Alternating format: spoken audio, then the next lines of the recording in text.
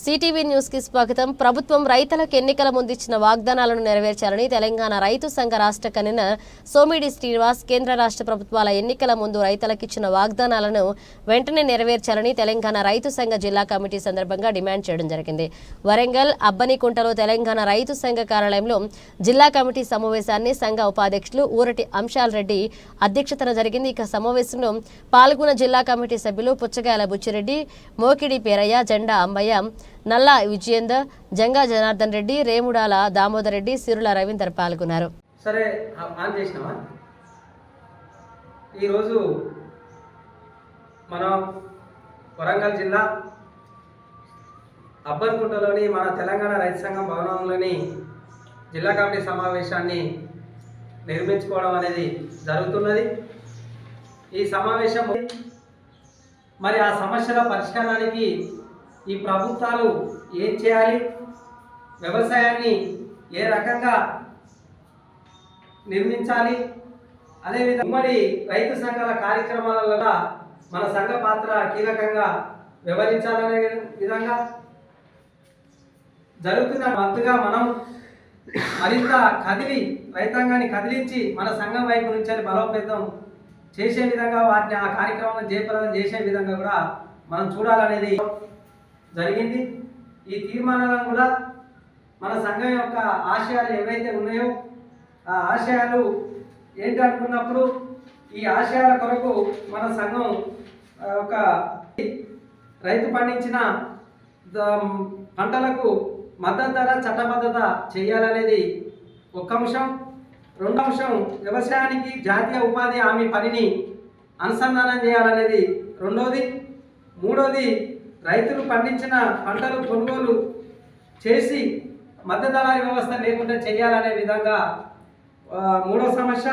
నాలుగోది, రైతు కుటుంబాలకు చెందిన వారికి ఉచిత విద్య వైద్యం అందించాలి. అంటే అది ఏ విధంగా అందించాలనేది ఈ ప్రభుత్వాలు అంటాయి, లేదు కొంతమంది ప్రజలు అడుగుతారు. దీన్ని మేము మా సంఘపరంగా మా తెలంగాణ రైతు సంఘ పరంగా మేము అనేది ఏంటంటే, రైతుకు పట్టా పాస్బుక్ ఉన్నది అని అంటే రైతు అనేది ముద్ర. ఆ పట్టా పాస్బుక్ ఆధారంగానే ఉచిత విద్య వైద్యం ఆ కుటుంబాలకు అందించాలనేదే మా యొక్క ప్రధానమైన డిమాండ్.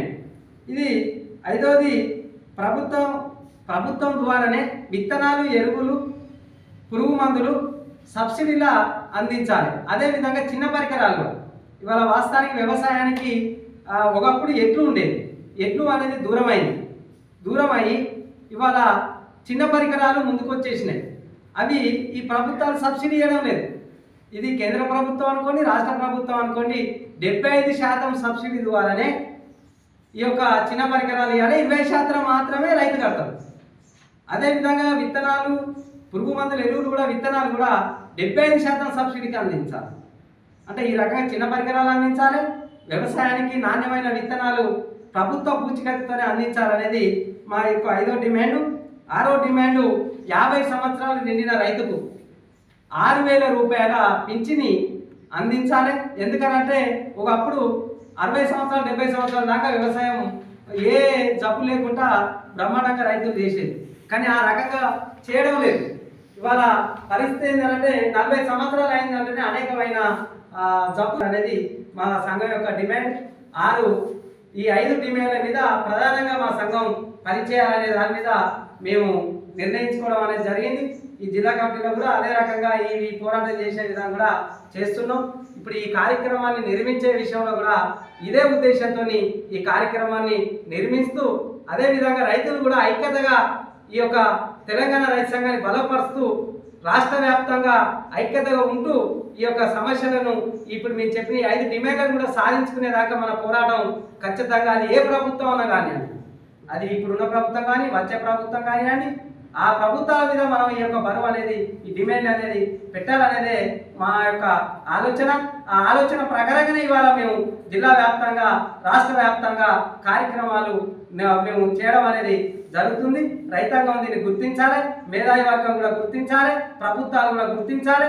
ఈ యొక్క డిమాండ్ల కొరకు అందరూ కృషి చేసి వ్యవసాయాన్ని లాభసాటిగా నడిపే విధంగా అందరూ కృషి చేయాలి. ఎందుకంటే దేశానికి అన్నం పెట్టేది రైతులు. ఆ పంట పండితేనే దేశ ప్రజలకు ఆహారం అందుతుంది. కాబట్టి ఆ యొక్క ఆహారం అందలేని పరిస్థితిలో ఉన్నప్పుడు మరి ఏ రకంగా ఇవాళ ఆకాశాన్ని ఎక్కిపోతాయో ధరలు అనేది మనం అర్థం చేసుకోవాలి. ఇతర దేశాల నుంచి దిగుమతి చేసుకునే పరిస్థితి ఏర్పడుతుంది. అది ఏర్పడద్దు అనేది మా యొక్క ఆలోచన.